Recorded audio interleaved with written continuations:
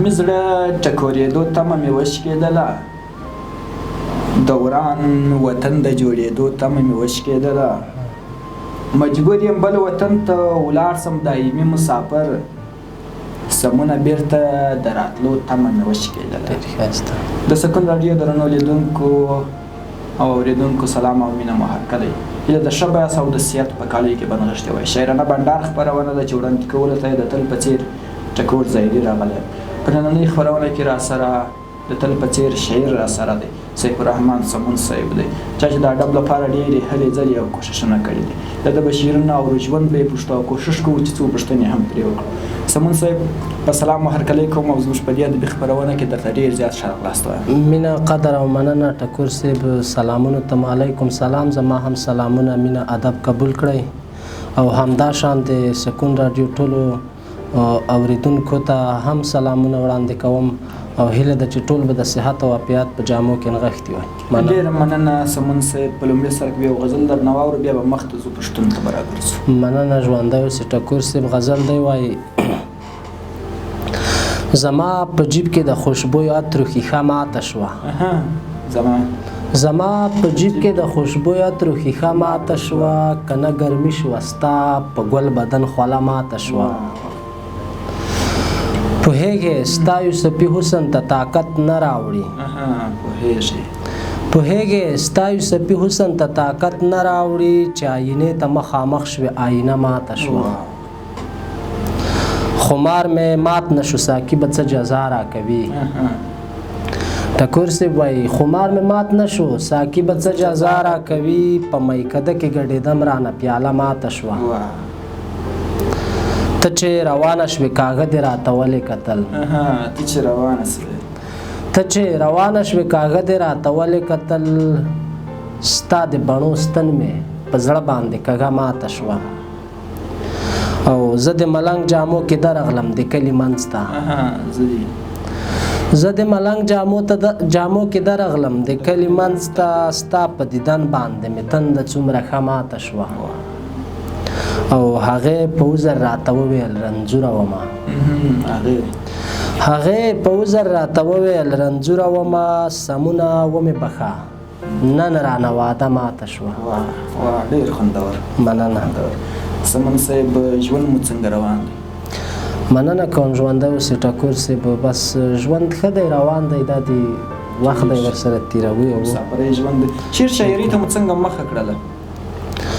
مننه ټکور صاحب. شاعرۍ ته خو مو ځکه مخه کړه چې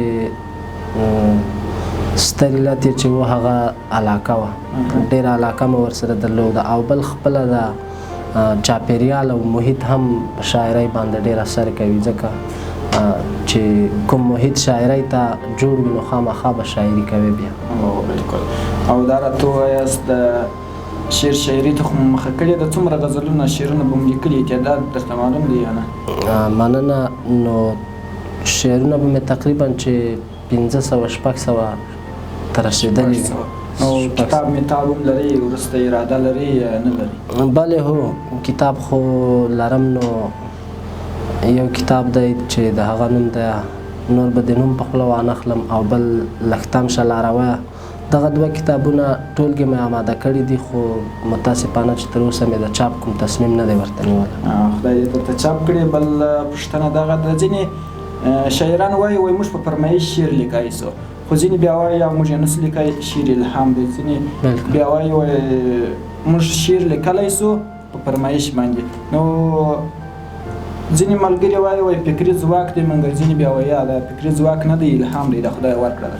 نو پر دې برابر ستاسو نظر څه شی دی؟ مننه ټکور صاحب. نو زما په خپل شخصي نظر باندې شاعري چې ده دا یو ځواک نه دی، نو دا چې دی دا یوه خدایي ورکړه ده، الهام دی. رښتیا هم ځینې خلک کیدای شي چې د چا تقاضا پوره کړي، کوم څوک د دوی نه تقاضا وکړي چې ماته په دغه مورد باندې شعر ولیکه، نو لیکلی شي، خو بعد سړی دې ته ځواک ونه وایي، ځکه شعر چې دی دا خدایي ورکړه او الهام ده. هغه د زور شعر چندان شعر نه وي. بالکل. راځه مسلسل څو غزل درنه اورو، بیا به مخته راځو. مننه ټکور صاحب. غزل دی وایي: په ځان د خیال کړه بیا که ځې ولاړه شه، په ځان د خیال کړه په ځان دې خیال کړه بیا که ځې ولاړه شه ځان دې سنبال کړه بیا که ځې ولاړه شه چې ځې ګودر ته مور دې داسې وایي چې ځې ګودر ته مور دې داسې وایي په سر دې شال کړه بیا که ځې ولاړه شه او لشې باڼه دې برابر کړه راته لشې باڼه دې برابر کړه راته ما خو حلال کړه بیا که ځې ولاړه شه قربان وایي لشې باڼه دې برابر کړه راته ما خو حلال کړه بیا که ځې ولاړه شه او په مخخه کې ټینګه غاړه راکړه په مخخه کې ټینګه غاړه راکړه بدل مې حال کړه بیا که ځې ولاړه شه هغه لغري وډک تصویر دې راته هغه لغري وډک تصویر دې راته ټینګ په دیوال کړه بیا که ځې ولاړه شه او پتا ماین پتا شیدا سمون دې پتا ماین پتا شیدا سمون دې موړ په وصال کړه بیا که ځې ولاړه شه ټکور صاحب یو بل غزل دی وایي ما هم د دردېدلې زړګي چاره پیدا نه کړه ما هم د دردېدلې زړګي چاره پیدا نه کړه په ټوله زندګۍ باندې مې یاره پیدا نه کړه مننه راغلی وم د حسن په بازار کې مې وخت تیر کړ راغلی وم د حسن په بازار کې مې وخت تیر کړ ما دلته یوه جینۍ هم بې سینګاره پیدا نه کړه او شپېلۍ به مې وهله د ګودر په غاړه ناست وم مننه وایي شپېلۍ به مې وهله د ګودر په غاړه ناست وم د دې کلي ګودر باندې مې ماره پیدا نه کړه او قسم د زه د 12 کلونو وم منې یې ټکور صاحب وایي قسم د زه د 12 کلونو وم منې یې ما لار له دغه کلي نه تر ښاره پیدا نه کړه قربان وایي قسم د زه د 12 کلونو وم منې یې ما لار له دغه کلي نه تر ښاره پیدا نه کړه او هغه له خپله حسنه ناخبره وه دا ځکه هغه له خپله حسنه ناخبره وه دا ځکه هغې ځان ته په ټول عمر هنداره پیدا نه کړه مننه وایي کوچنی ورور مې هر وخت راته په ټوکو ټوکو وایي مننه وایي کوچنی ورور مې هر وخت راته په ټوکو ټوکو وایي لالا موږ لا تر اوسه یوه ورنداره پیدا نه کړه قربان وایي کوچنی ورور مې هر وخت راته په ټوکو ټوکو وایي مننه کوچنی ورور مې هر وخت راته په ټوکو ټوکو وایي لالا موږ لا تر اوسه یوه ورنداره پیدا نه کړه او هغې راته ویل سمونه څومره بدقسمت یې هغې راته ویل سمونه څومره بدقسمت یې ته وګوره زما زړه ته دې لاره پیدا نه کړه مننه سمون صاحب شعر په کوم فورم کې لیکئ غزل نظم نثر په مننه ټکور صاحب زما د شاعرۍ ډېره برخه چې د هغه غزل نیولې ده نظمونه مې هم لیکلي دي خو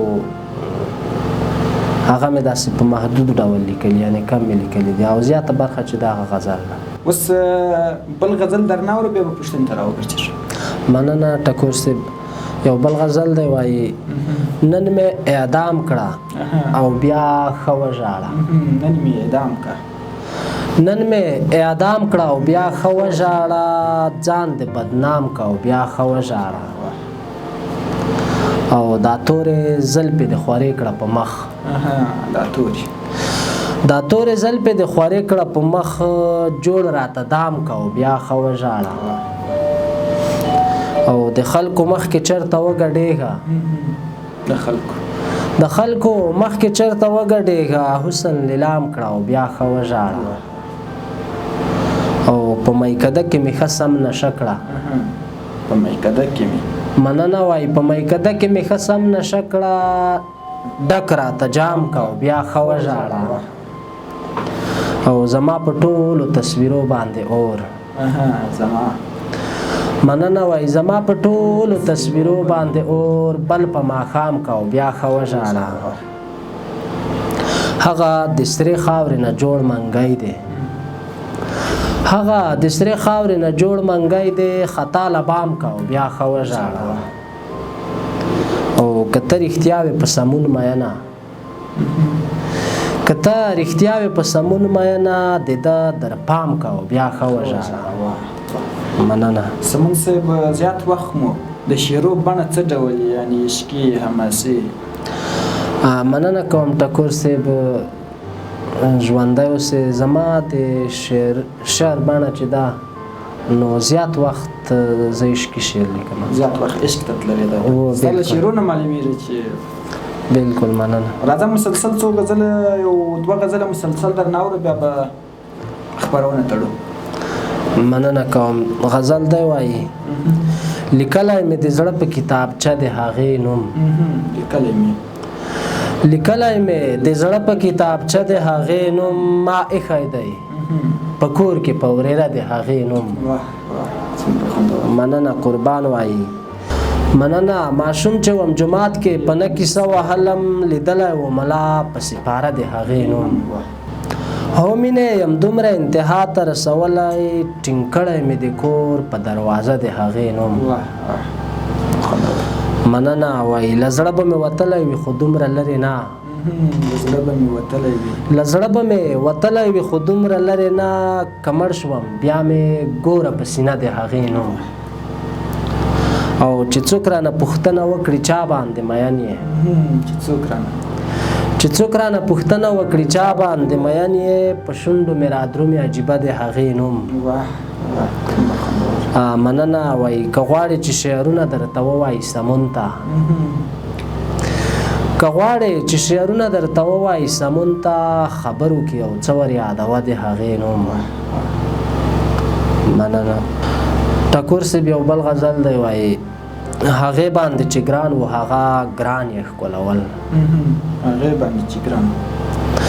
مننه. هغې باندې چې ګران و هغه ګران یې ښکلول، دا نه چې د ټول کلي ماشومان یې ښکلول.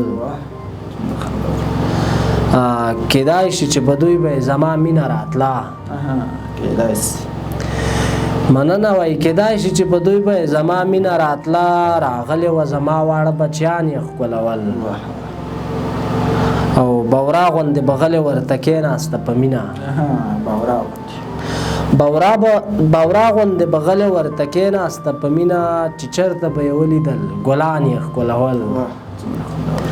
مننه وایي. چې ما ورته په مینه له بازار نه و راوړي، چې ما ورته په مینه له بازار نه و راوړي، هماغه دنداسه او سور پیزوان یې ښکلول. او په توره شپه یې خوله وه د اسمان په خوا نیولې، په توره شپه یې خوله وه د اسمان په خوا نیولې، ژړل او که ستوري د اسمان یې ښکلول. او په اوښکو یې لانده و سوچ اخیستې وه سمونه، په اوښکو یې لانده و سوچ اخیستې وه سمونه، یو چا راته ویل ستا تصویران یې ښکلول.